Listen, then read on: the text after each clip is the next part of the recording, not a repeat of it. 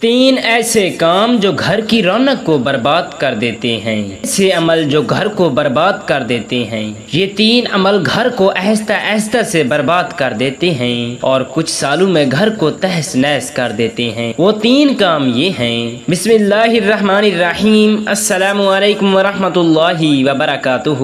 محترم ناظرین، ایک مرتبہ مدینہ منورہ کے باہر ایک بھیڑیا ریوڑ سے ایک بکری لے کر بھاگا تو چرواہا اس کے تعاقب میں گیا اور اس سے بکری چھین لی۔ اللہ تعالیٰ کی حکمت سے وہ بھیڑیا انسانی زبان میں بولنے لگا۔ بھیڑیے نے کہا، اللہ تعالیٰ نے مجھے رزق دیا تھا اور تم نے اسے چھین لیا۔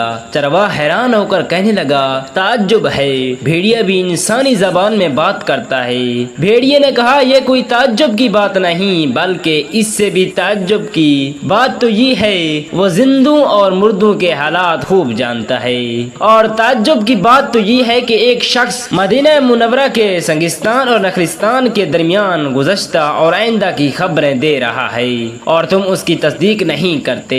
اس کے بعد وہ چرواہا جو یہودی تھا حضور اقدس صلی اللہ علیہ وسلم صادق مسلم کے پاس آیا اور بھیڑیے کے کلام کرنے کا قصہ بیان کیا۔ آپ صلی اللہ علیہ وسلم نے فرمایا، یہ قیامت کی نشانیوں میں سے ایک نشانی ہے، بہت جلد وہ وقت آنے والا ہے جبکہ آدمی اپنے گھر سے نکلے گا اور ابھی گھر لوٹ کر نہ آئے گا کہ اس کی جوتیاں اور اس کا کوڑا اس کے جانے کے بعد جو کچھ گھر میں ہوا ہے سب خبریں دے گا۔ اس واقعے کو علماء صدق نبوت کے معجزات میں بیان کرتے ہیں، کیونکہ بھیڑیے کا کلام کرنا حقیقت میں معجزہ ہے۔ ایک دفعہ حضرت ابو بکر صدیق رضی اللہ تعالی عنہ یہودیوں کے عبادت خانے میں گئے تو دیکھا کہ ایک یہودی اپنے عالم فخاص اور عشی کے پاس جمع تھے۔ آپ نے فخاص سے فرمایا، اللہ تعالیٰ سے ڈرو اور اسلام اختیار کر لو، کیونکہ اللہ تعالیٰ کی قسم تم اس بات کو جانتے ہو کہ حضرت محمد مصطفیٰ صلی اللہ علیہ وسلم اللہ تعالیٰ کے پیارے رسول ہیں اور اس کی طرف سے حق لے کر تشریف لائے ہیں، جس کا ذکر تم لوگوں نے تورات اور انجیل میں پڑھا ہے۔ فخاص نے کہا، اے ابو بکر، ہمیں اللہ تعالیٰ کی کوئی احتیاج نہیں، بلکہ وہی ہمارا محتاج ہے۔ نعوذ باللہ، ہم اس کے آگے عاجزی اور زاری نہیں کرتے جس طرح وہ ہمارے آگے عاجزی اور زاری کرتا ہے۔ ہم اس سے نیاز ہیں، وہ ہم سے بے نیاز نہیں ہے۔ اگر وہ ہم سے بے نیاز ہوتا تو ہم سے قرض طلب نہ کرتا، جیسا کہ تمہارے دوست کا دعویٰ ہے۔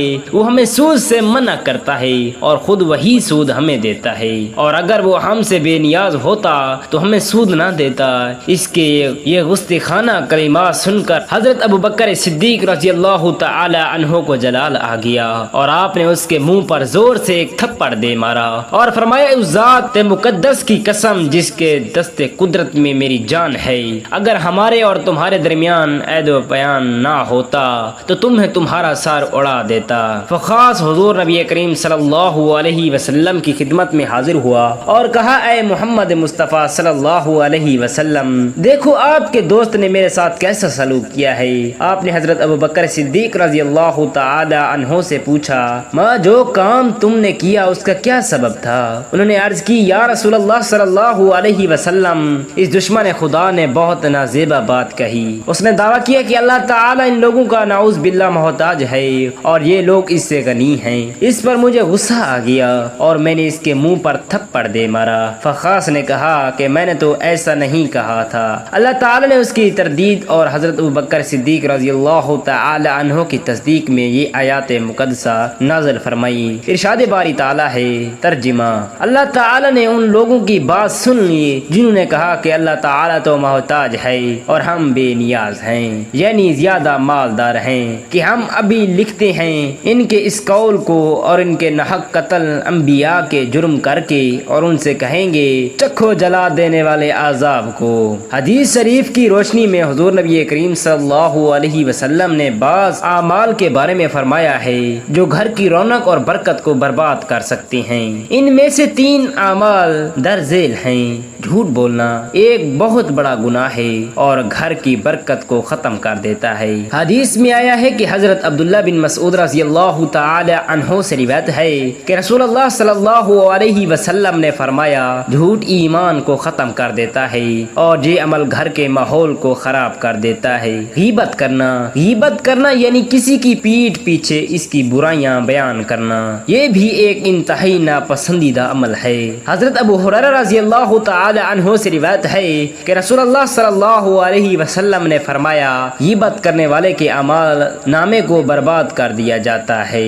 بد اخلاقی اور بد سلوکی، گھر میں بد اخلاقی اور بد سلوکی بھی گھر کی رونق کو ختم کر دیتی ہے۔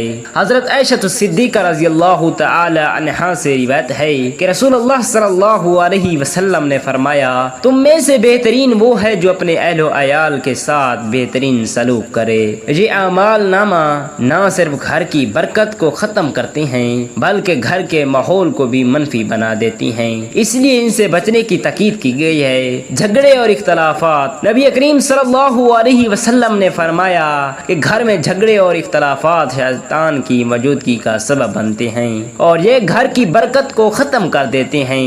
نماز کی پابندی نہ کرنا، حدیث میں آیا ہے کہ جس گھر میں نماز کی پابندی نہیں کی جاتی وہ گھر بے برکت ہو جاتا ہے اور اس کی رونق ختم ہو جاتی ہے۔ گناہوں کا ارتکاب، نبی کریم صلی اللہ علیہ وسلم نے فرمایا کہ گناہوں کا ارتکاب گھر کی برکت کو ختم کر دیتا ہے اور اس کی رونق کو برباد کر دیتا ہے۔ حضرت ابو ہریرہ رضی اللہ تعالی عنہ سے روایت ہے کہ ایک مرتبہ حضور نبی کریم صلی اللہ علیہ وسلم اور اپنے صحابہ کرام کے ساتھ بیٹھے ہوئے تھے، اتنے میں آسمان پر بادل آیا، آپ نے ارشاد فرمایا، کیا تم جانتی ہو کہ یہ کیا ہے؟ صحابہ کرام رضوان اللہ علیہم اجمعین نے عرض کیا، اللہ تعالی اور اس کے رسول صلی اللہ علیہ وسلم سب سے زیادہ اور بہتر جانتے ہیں۔ آپ نے ارشاد فرمایا، یہ انان بادل ہیں، زمین کو سیراب کرتا ہے، اللہ تعالی اس کو ان لوگوں کی طرف چلا رہا ہے جو نہ تو اس کا شکر ادا کرتے ہیں اور نہ ہی اس سے دعا کرتے ہیں۔ پھر آپ نے ارشاد فرمایا، کیا تم جانتی ہو کہ تمہارے اوپر کیا ہے؟ صحابہ کرام رضوان اللہ علیہم اجمعین نے عرض کیا، اللہ تعالی اور اس کے رسول صلی اللہ علیہ وسلم سب سے زیادہ جانتے ہیں۔ آپ نے ارشاد فرمایا، یہ بلند آسمان ہے، محفوظ کو چھت ہے اور روکی ہوئی موج ہے۔ پھر آپ نے ارشاد فرمایا، کیا تم جانتی ہو کہ تمہارے اور آسمان کے درمیان کتنی مسافت ہے؟ صحابہ کرام رضوان اللہ علیہم اجمعین نے عرض کیا، اللہ تعالی اور اس کے رسول صلی اللہ علیہ وسلم سب سے زیادہ جانتی ہیں۔ آپ نے ارشاد فرمایا، تمہارے اور اس کے درمیان 500 برس کی مسافت ہے۔ پھر آپ نے ارشاد فرمایا، کیا تم جانتے ہو کہ اس کے اوپر کیا ہے؟ صحابہ کرام رضوان اللہ علیہم اجمعین نے عرض کیا، اللہ تعالی اور اس کے رسول صلی اللہ علیہ وسلم سب سے زیادہ جانتی ہیں۔ آپ نے ارشاد فرمایا، اوپر 2 آسمان ہیں اور ان دونوں کے درمیان 500 سال کی مسافت ہے۔ اسی طرح آپ نے 7 آسمان ارشاد فرمائے اور فرمایا کہ جتنی مسافت زمین اور آسمان کے درمیان ہے اتنی مسافت پر 2 آسمان کے درمیان ہے۔ پھر آپ نے ارشاد فرمایا، کیا تم جانتے ہو کہ اس کے اوپر کیا ہے؟ صحابہ کرام رضوان اللہ علیہم اجمعین نے عرض کیا، اللہ تعالی اور اس کے رسول صلی اللہ علیہ وسلم سب سے زیادہ اور بہتر جانتے ہیں۔ آپ نے ارشاد فرمایا، اس کے اوپر عرش ہے، آسمان اور اس کے درمیان اتنا فاصلہ جتنا فاصلہ 2 آسمانوں کے درمیان ہے۔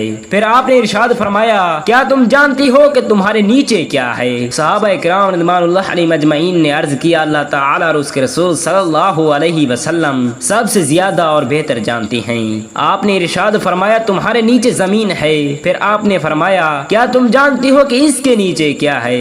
صحابہ کرام رضوان اللہ علیہم اجمعین نے عرض کیا، اللہ تعالی اور اس کے رسول صلی اللہ علیہ وسلم سب سے زیادہ اور بہتر جانتے ہیں۔ آپ نے فرمایا، اس کے نیچے دوسری زمین ہے۔